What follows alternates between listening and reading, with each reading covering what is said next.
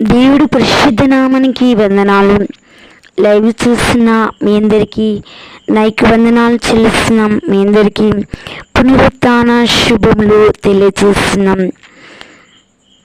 మన దేవుడు అద్భుతకరుడైన దేవుడు, ఆశ్చర్యకార్యాలు చేయుటకు శక్తి గల దేవుడు, ఉన్నది లేనట్టుగా లేనిది ఉన్నట్టుగా చేయుటకు సమర్థుడైన దేవునికి వందనాలు చెల్లిస్తున్నాం.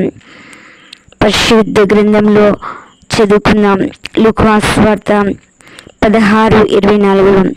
నేను ఈ అగ్ని జ్వాలల్లో యాతన పడుచున్నానని కేకలు వేసి చెప్పాను. పరిశుద్ధ గ్రంథంలో చూసినట్లయితే ధనవంతుడు లాజరు మనకి కనిపిస్తుంటాడు. మరి అగ్ని జ్వాలల్లో పడి యాతన పడుతున్న ధనవంతుని గురించి మనకి చదివిన వాక్య భాగంలో కనిపిస్తుంది. బైబిల్ వాక్య ప్రకారం అత్యధిక శాతం ధనవంతులు చెరసాల్లోనే ఉన్నారు. ఇంకా చెప్పాలంటే వారి జీవితం, వారి ప్రయాణం నరకానికే. ధనవంతులు స్వర్గంలో ఉండరు, వారికి దేవుడు లేడు. ఒకవేళ దేవుడు ఉన్నాడంటే మన్నే వారి దేవుడు.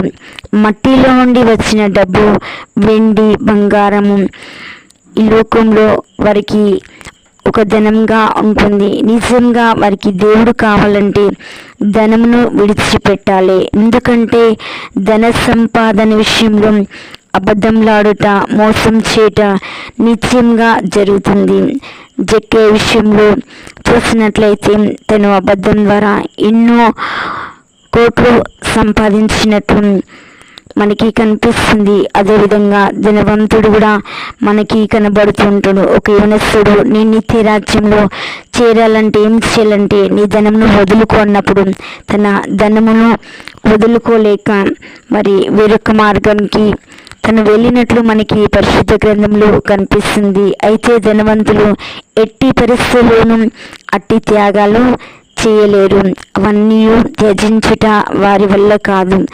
ధనవంతుల ఆలోచనలను ధనానికి చెందినవిగా ఉంటాయి. వారు ధనమును సంపాదించుకుంటూ ఎత్తుకు పై ఎత్తులు వేదురు. కొంతమంది అజ్ఞానపు ఆలోచనలతో ఇతరులను మరి చెడుగా చేసి డబ్బు సంపాదిస్తూ వారిని పడగొట్టి వారి యొక్క ధనాన్ని లాక్కునేవారు ఎంతోమంది మనకి కనిపిస్తూ ఉంటారు. అదేవిధంగా చూసినట్లయితే ధనవంతులు దేవుని రాజ్యంలో ప్రవేశించుట దుర్లభమని దేవుని వాక్యము సెలవిస్తుంది.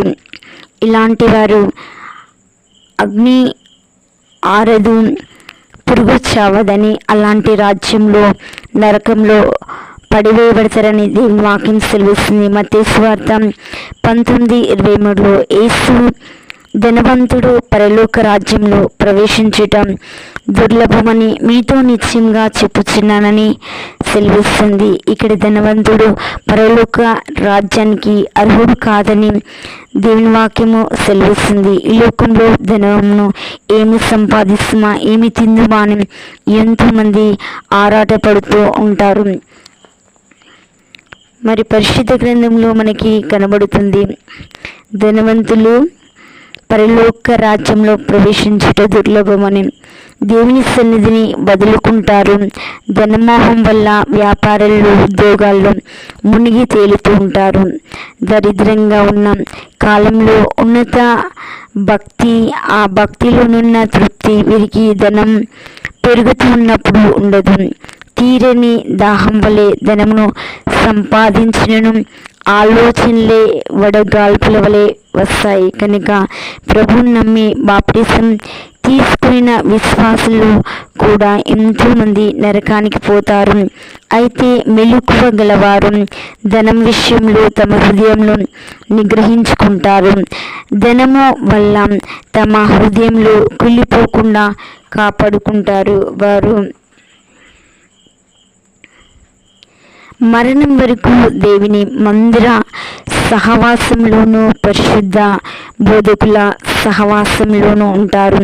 వీరు హృదయపూర్వకంగా తమ ప్రాణాత్మ శరీరంలోనూ ధనమును ప్రభువును సేవిస్తారు. వీరు ప్రభు తమకిచ్చిన ధనంతో ప్రభువునకు ఏ విధమైన సేవ చేద్దాం, ప్రభు మందిరం సేవ కొరకు వేటిని కొందాం, సంఘంలో పెద్దలైన వారికి ఏం చేద్దాం, ఇలాంటి తలంపులు కలిగి ఉంటారు. అయితే ఈ తలంపులు పవిత్రమైన క్రైస్తవులకు కలుగుతాయి. వీరు దేవుని చిత్తానుసారంగా ఉద్యోగాలు చేస్తారు, అన్యాయపు సొత్తును అబద్ధపు సొమ్మును తీసుకోరు అని దేవుని వాక్యం సెలవిస్తుంది. లూకాసు సువార్త 3:14లో బాప్టిసమిచ్చి యోహాను చెప్పినట్లు తమ జీవితాల్లో తృప్తి కలిగి ఉంటారు.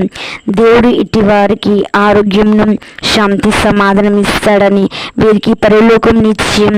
ధనము సాతాను మోసం, ధనం సాతాను కీర్తి వీటిని జయించేవాడు మందిర సహవాసమును విడువలేడు. పరిశుద్ధ గ్రంథంలో అపోస్తలుడైన పౌలు ఫిలిప్పీ 3:9లో క్రీస్తును సంపాదించుకుంటా సమస్తమును నష్టంగా ఎంచుకుంటున్నానని అంటున్నాడు. అపోస్తలుడైన ఫిలిప్పీ క్రీస్తును సంపాదించుకొని ఏ విధంగా దేవుని రాజ్యంను క్రీస్తును సంపాదించుకున్న గోరువారు ఎన్ని కోట్ల రూపాయలైనను వదులుకుంటారు. దేవుని కంటే ధనమే గొప్ప అనుకునేవాడు ధనం వెంట పరిగెత్తుతాడు. దేవుని సహవాసమును మందిరమును వదులుకుంటారు. ఇటీవల సాతాను స్నేహితుడిగా ఉంటాడు.